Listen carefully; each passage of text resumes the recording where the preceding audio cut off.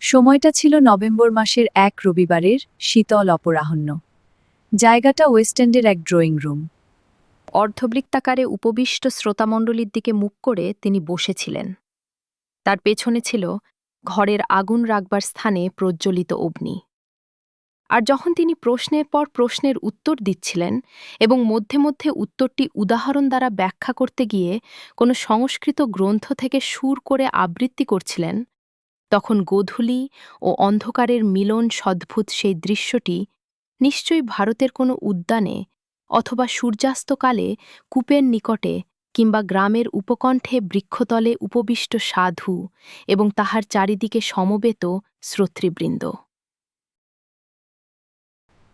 ইংল্যান্ডে আচার্য হিসেবে স্বামীজিকে আমি আর কখনো এমন সাদাসিধাভাবে দেখিনি।